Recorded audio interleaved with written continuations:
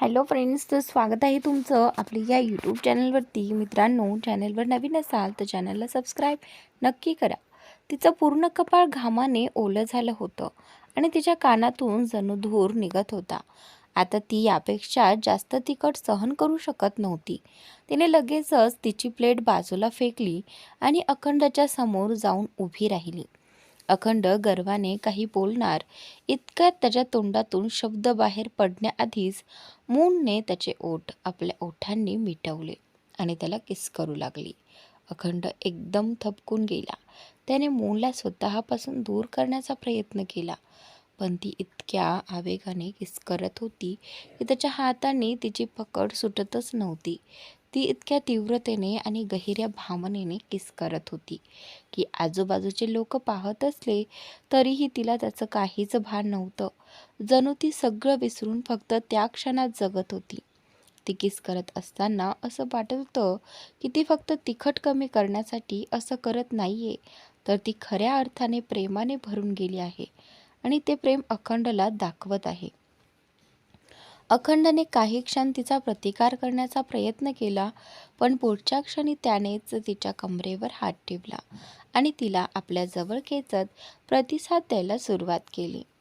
मूनच्या चेहऱ्यावर हलकंसं स्मित उमटलं. तिच्या मनात त्या क्षणी काय सुरू होतं हे अखंडला दूरवरूनही समजणं शक्य नव्हतं. सुमारे 5 मिनिटांनंतर मून अखंडपासून दूर झाली आणि शांतपणे म्हणाली, जर याहूनही जास्त तिखट खाऊ घालायचं असेल तर खाऊ घाला, मला काही हरकत नाही.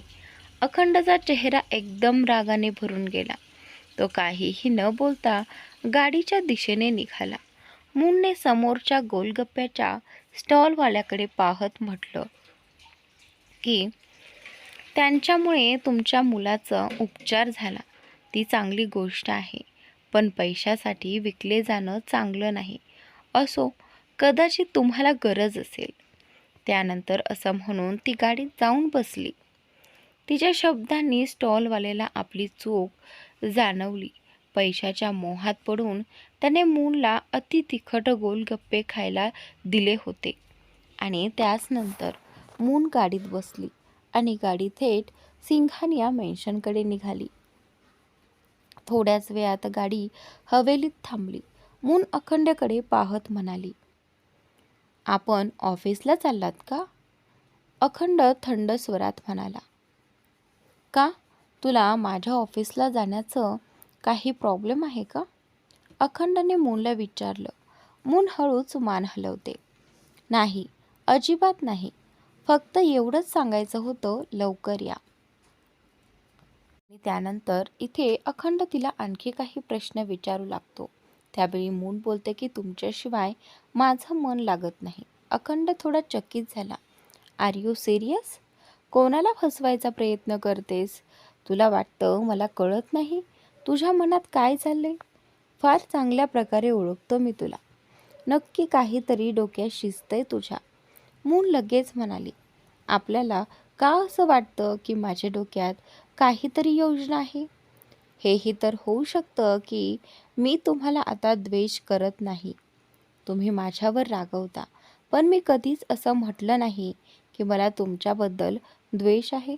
कदाचित मला तुमच्यावर प्रेम झालं असेल आणि त्या प्रेमाच्या बदल्यात तुमचा रागही मी सहन करू शकते. मला खरंच आपलं नातं टिकवायचं आहे. म्हणूनच तुमच्याकडून झालेल्या चुका, ज्या कदाचित माझ्या दृष्टीने चुका असतील, त्या मी मनावर घेणार नाही. शेवटी तुम्ही माझे पती आहात आणि पती म्हणजे देवतुल्य असतो ना. म्हणूनच मी ठरवलंय, तुम्ही माझ्याशी द्वेष केला तरी मी माझ्या प्रेमावर त्याचा प्रभाव पडू देणार नाही. म्हणूनच सांगते, लवकर या. तुमच्या कुशीत झोपल्याशिवाय मला झोप येत नाही. हे बोलून ती हळूच त्याच्या जवळ आली. अखंड थोडा मागे सरकला. मून हसली आणि म्हणाली, घाबरू नका, काही इजा करणार नाहीये. फक्त तुमच्या कपाळावर एक किस घ्यायचा होता. आणि त्यानंतर ती हळूच पुढे सरकली. त्याचा चेहरा आपल्या हातांनी धरला आणि प्रेमाने त्याच्या कपाळावर चुंबन घेतलं. आणि त्याचनंतर अखंड मोठ्या डोळ्यांनी तिच्याकडे पाहत राहिला आणि नकळत त्याचे हात त्या ठिकाणी गेले जिथे तिने त्याला किस केलं होतं. मून हलकसं हसत त्याच्याकडे पाहत राहिली आणि मग कारमधून उतरून घरात आली.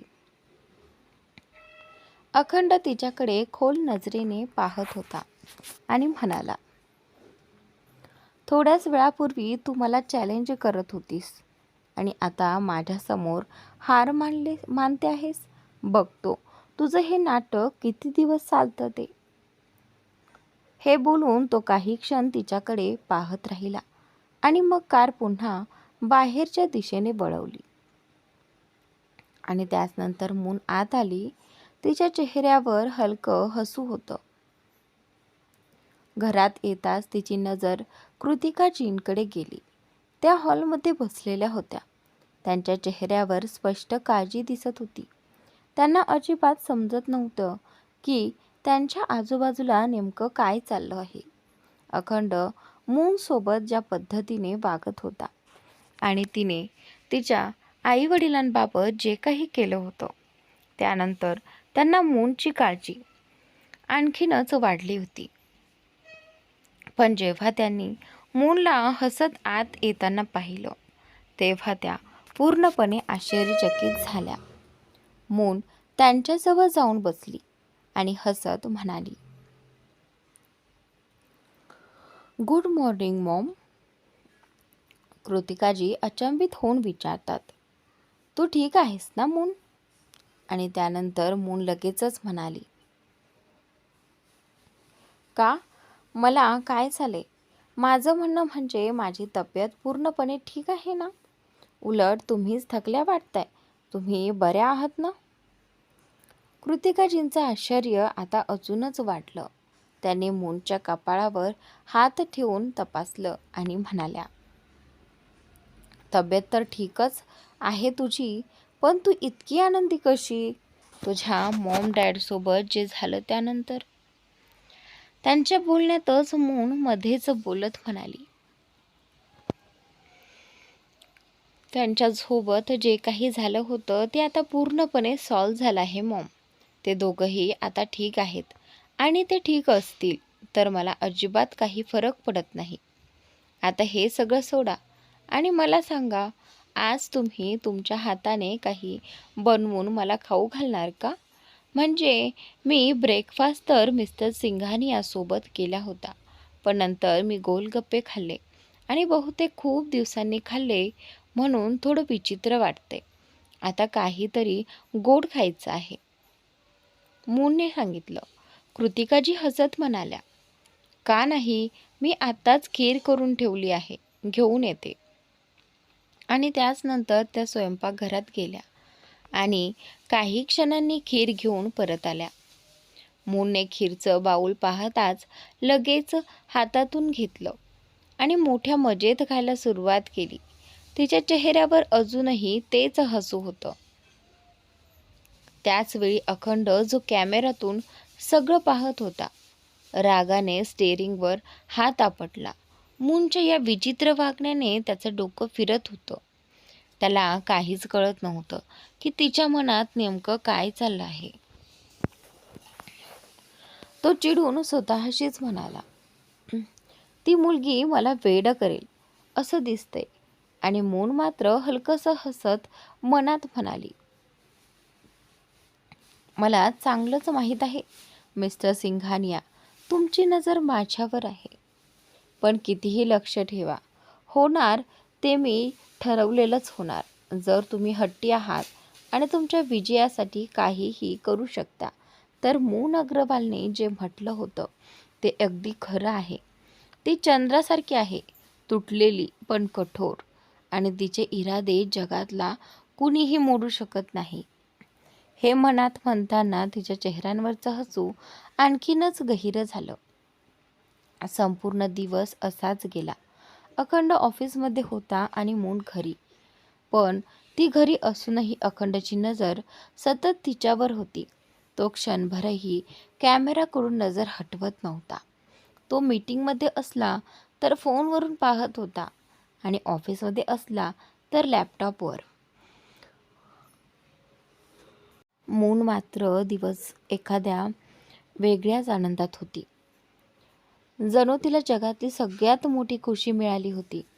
अखंडला अजूनही काही समजत नव्हतं की नेमकं हे सगळं काय सुरू आहे. आणि आता तो ऑफिसहून घरी जात होता, तरीही त्याची नजर कॅमेरावरच होती, जिथे मून तिच्या खोलीची सजावट करत होती. ती खोली इतक्या सुंदरपणे सजवत होती, जणू आज तिचा स्वतःचा लग्नाचा रात्रीचा सोहळाच असावा. अखंडची गाडी पार्किंग एरियात येऊन थांबली. तो गाडीतून उतरला आणि थेट आपल्या खोलीकडे गेला. जसं त्याने खोलीचं दार उघडलं, तसा क्षणभर तो थबकून उभाच राहिला. कॅमेऱ्यात जसं दिसलं होतं त्यापेक्षा कितीतरी अधिक सुंदरपणे त्याची खोली सजवली गेली होती. आणि त्याचनंतर बाल्कनीच्या दाराजवळ मून उभी होती. तिने पांढऱ्या रंगाची साडी आणि ऑक्साईड दागिने घातले होते. चंद्रप्रकाशात न्हालेली ती मून खरंच त्या क्षणी स्वतः चंद्रापेक्षाही अधिक सुंदर दिसत होती. तिच्या सौंदर्याकडे पाहून अखंड, जो आत येण्यासाठी आतुर झाला होता, तोही दाराशीच थांबला. त्याची पापणी हलत नव्हती. श्वास वेगाने चालू होते आणि हृदयाची धडधड वाढली होती. त्याला काहीतरी नवीन, वेगळं जाणवत होतं, जे त्याने आजवर कधीच अनुभवलं नव्हतं. मूनने हळूच विचारलं, अंदर नहीं आएंगे क्या आप? आणि त्यानंतर तिचा आवाज ऐकून अखंड जणू भानावर आला आणि पटकन आत शिरून तिच्या मागे उभा राहिला. तो तिच्याकडे पाहत म्हणाला, हे सगळं काय आहे? त्यानंतर आता इथे? अखंडचा प्रश्न ऐकून मून हलकीशी हसली आणि चंद्राकडे पाहत म्हणाली, कुछ नहीं, बस आपकी चांद चांद की रोशनी में आपका इंतजार कर रही है. अखंडला राग आला. तो दात ओठ खात म्हणाला, stop it, stop this nonsense right now. असं म्हणत त्याने मूनचं मनगट पकडलं आणि तिला आपल्या दिशेने वळवलं. तिच्या हातातल्या चुड्यांची खणखण संपूर्ण खोलीत घुमली आणि तिच्या गळ्यापर्यंत झुलणारे झुमके तिच्या मानेला आणि कानांजवळ हलकेच झुलू लागले. ते पाहून अखंडच्या घशात कोरडेपणा जाणवला. मून त्याचे भाव ओळखून स्मित करत म्हणाली, आप नाराज क्यों हो रहे हैं? अखंड पुन्हा भानावर येत म्हणाला, ही काय वेडेपणाची नाटकं आहेत? ही सजावट, हा अवतार, हे सगळं काय आहे? तू म्हणाली होतीस ना की तुला माझी चीड आहे आणि मला पण तीच हवी आहे. मग हे सगळं कशासाठी? माझं डोकं फिरवायचं का तुला? बोल ना, तुझ्या मनात नक्की काय चाललंय? त्यानंतर मून शांतपणे त्याच्याकडे पाहत राहिली. पण मग तिने हात हळूच त्याच्या छातीवर ठेवला आणि हसत म्हणाली, किती जोरात धडधडतंय तुमचं हृदय. याचं कारण मी आहे का? की माझं सौंदर्य? म्हणतात ना, सुंदर स्त्री जवळ आली की हृदयाचे ठोके वाढतात, आणि ही सुंदर स्त्री तर तुमची पत्नी आहे. मग हृदयाचं असं होणं साहजिकच ना? तिच्या चेहऱ्यावर त्या क्षणी अफाट आकर्षण आणि नजाकत होती. अखंड चिडून गेला. त्याने तिच्या खांद्यावर हात ठेवत दात ओठ खात म्हणाला, आता यापेक्षा जास्त मी सहन करू शकत नाही. मून हसली आणि मग आपलं डोकं हलकसं त्याच्या खांद्यावर टेकवलं. अखंडने मोठ्या ठसठशीतपणाने बोलून ठेवलं आणि वादविवादाच्या अदाईत म्हणाली, तुमच्या प्रेमाला मी सहन करतोय हे तुम्हाला माहीत आहे का? जेव्हा तुम्ही माझ्याशी प्रेम करता तेव्हा अंगडाई घेताना माझं अंग तुटल्यासारखं वाटतं. खूप वेदना होतात मला, पण तरीही मी सहन करते, कारण मला खरं म्हणजे तुमच्यावर प्रेम होऊ लागले. हे बोलताच तिने आपला चेहरा परत अखंडच्या समोर केला. अखंड काही क्षण तिला बघत राहिला. मग तो एक गडद हास्य अंग वळून म्हणाला, ओ रिअली? तुला माझ्यावर प्रेम होऊ लागले? पाहतोय मग तुला माझ्यावर कितपत प्रेम होते. आणि म्हणताच त्याने मूनची कलाई पुन्हा कडक पकडली आणि तिला खेचत बेडकडे नेऊ लागला. आणि त्याच नंतर मूनने त्याच्याबरोबर पावलांनी पाऊल वाढवले, परंतु अचानक थांबत म्हणाली, इतके इतके हताश का होताय मिस्टर सिंघानिया? अजून तर पूर्ण रात्र बाकी आहे. आधी थोडं जेवण करूया. तुला माहीत आहे का, तुझी वाट पाहताना मी देखील काहीच खाल्लं नाही. आणि म्हणताच तिने केवळ अखंडला थांबवलंच नाही, तर अखंडला घेऊन समोरील सोफ्याकडे गेली. अखंडचं डोकं पूर्णपणे फिरून गेलं होतं. तिला पाहून त्याला असं वाटत होतं की तो कुठल्या वेगळ्या दुनियेत आला आहे, किंवा कदाचित मून स्वतःच बदलली आहे, जिच्या तीव्र तडफणीला तो अगदी वेदना देत असायचा. तिचं मन हसत खेळत त्याच्यावर आपलं प्रेम ओतत होती. काल रात्री इतकं सारं घडल्यानंतरही तिचे सामान्य राहणं आश्चर्यकारक होतं. पण इथे मून अशी दिसत होती जशी गोडसर साखरमध्ये बुडालेली जलेबी, किंवा प्रेमात हरवलेली कोणती तरी प्रिय करेन. अखंड समोरील सोफ्याकडे आला आणि मूनने प्रेमाने त्याला सोफ्यावर बसवलं. मग तिच्या हाताने त्याची शर्टचे बटन हळूहळू उघडत ती म्हणाली, मानवाने आरामात जेवायला हवं. जेव्हा खातो तेव्हा जेवण आणखी चविष्ट वाटतं. हे बोलताच तिने त्याची शर्ट काढून बाजूला ठेवली आणि त्याच्या मांदियाळीत बसली. जेवण त्याच्या घशात उतरायला लावणं म्हणजे दूरची गोष्ट. मूनचे हावभाव अखंडलाच पचत नव्हते. मूने दोन्ही हात त्याच्या मानेभोवती गुंडाळले आणि हसत म्हणाली, तर सांगा मिस्टर सिंघानिया, आधी काय खाल्लं पाहिजे? काही गोड का की थोडं आंबट गोड? त्यानंतर तिच्या चेहऱ्यावर पुन्हा एकदा अदाकारी चमक लागली आणि त्याचनंतर अखंड तिरकट नजरेने त्याकडे बघून म्हणाला, तुमच्या आंबट गोड म्हणण्याचा अर्थ काय आहे? मून हसली आणि म्हणाली, असे काही नाही, जसं तुम्ही विचार करताय मिस्टर सिंघानिया. आणि हलकीशी विंक करून समोरील टेबलवर ठेवलेल्या चाट पापडीच्या बाउलकडे हात करून म्हणाली, हे मी खास तुमच्यासाठी बनवलं होतं. आज सकाळी गोलगप्पे खाल्ल्यावर सर्व काही तिखटच होतं, म्हणून विचार केला की सायंकाळी काही आंबट गोड खाऊया. खायचं का? मूने चमचा घेऊन चाट पापडी भरली आणि अखंडकडे पाहिलं. अखंडच्या चेहऱ्यावर किंचितसा बदल दिसला. जणू काही त्याला ते खाताना थोडी लाज वाटत होती. आणि त्याचनंतर मून हसत म्हणाली, पहिला तर तुझी शंका दूर होत नाहीये मिस्टर सिंघानिया. आणि ती चमचा घेऊन पहिले स्वतःच्या तोंडात ठेवून नीट खाते, नंतर परत चमचा भरून अखंडकडे देते. अखंडने त्याचे ओठ किंचित उघडे करून मून त्याच्या ओठांकडे बघत म्हणाली, हे तुम्ही मनातून काढून टाका मिस्टर सिंघानिया, की मी तुला कोणत्याही प्रकारे हानी पोहोचवेन. अगदी तू माझा प्राणही घेतलास तरी मी तुला काहीही म्हणणार नाही. आणि त्याचनंतर अखंडने लगेच विचारलं, का? मूनने फक्त हलकीशी स्मित हसून त्याच्या छातीकडे लागत म्हणाली, म्हणूनच, बस इतकंच. आणि त्यानंतर हे बोलून ती अखंडच्या अद्यापही तीव्र धडधड होत असलेल्या ठोका अनुभवत होती. त्याच्या बोलण्यावरून अखंडला आज काहीतरी वेगळंच जाणवत होतं. तो नेहमी मूनला त्रास देत असे. तिच्या डोळ्यातील अश्रू पाहून त्याला एक वेगळीच शांतता मिळत असे. पण आज तिच्या बोलण्याने त्याच्या मनात एक विचित्र अस्वस्थता निर्माण झाली होती. अचानकच मूनने आपला चेहरा अखंडच्या छातीवरून बाजूला घेतला आणि त्याच्याकडे पाहत म्हणाली, एक काम कराल माझं? त्यानंतर अखंड लगेच तिरकस सुरात म्हणाला, आलीस ना स्वतःच्या मूळ रंगात? मला चांगलंच माहिती होतं की तू असं काहीतरी मागणारच आहेस. सांग, काय हवंय तुला?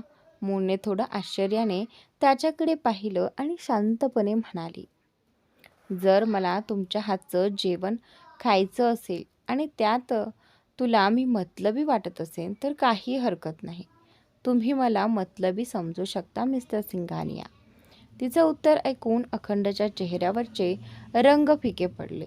त्याला क्षणभर लाजल्यासारखं वाटलं, पण पुढच्या क्षणी त्याने चेहऱ्यावर नेहमीच रागीट भाव आणला आणि म्हणाला,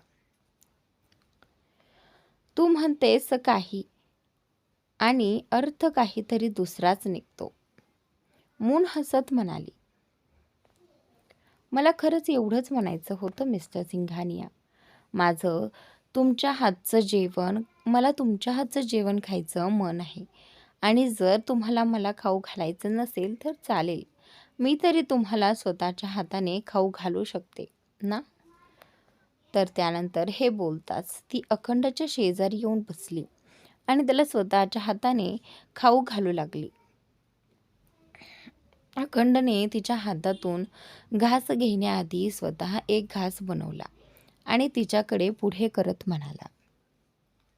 मून हलक्यात हसत म्हणाली, तुमचं ॲटिट्यूड आणि शंका कधीच संपणार नाही, बरोबर? अखंडने लगेच उत्तर दिलं, तूच म्हणाली होतीस की तुला माझ्या हातचं जेवण हवंय. मी तर फक्त तुझं ऐकत होतो. आणि त्यानंतर मूनने त्याच्याकडे डोळे निमुळते करत पाहिलं आणि मग हलकं हसून आपले ओठ उघडले. अखंडने तिच्या हातातला घास तिच्या तोंडात दिला. काही क्षण शांतता पसरली होती. मग मूनने नजाकतीने त्याचे ओठ स्वच्छ केले.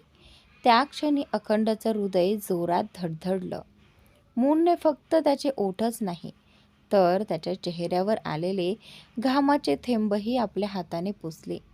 जेवण झाल्यावर ते दोघं बाल्कनीत गेले. मून चंद्राकडे पाहत काहीतरी बडबडत होती आणि अखंड शांतपणे तिचं बोलणं ऐकत होता. बहुधा ही पहिलीच वेळ होती जेव्हा अखंड तिच्या प्रत्येक शब्दाकडे लक्ष देत होता. अन्यथा मून त्याच्यासमोर काही बोलायचीच नाही आणि जर बोलायचा प्रयत्न करत असे तरी तिच्या डोळ्यात फक्त अश्रू असायचे, शब्द मात्र नाही. तर मित्रांनो, आजचा भाग इथेच संपतो. पुढील भाग नक्की पहा आणि चॅनलला सबस्क्राईब नक्की करा.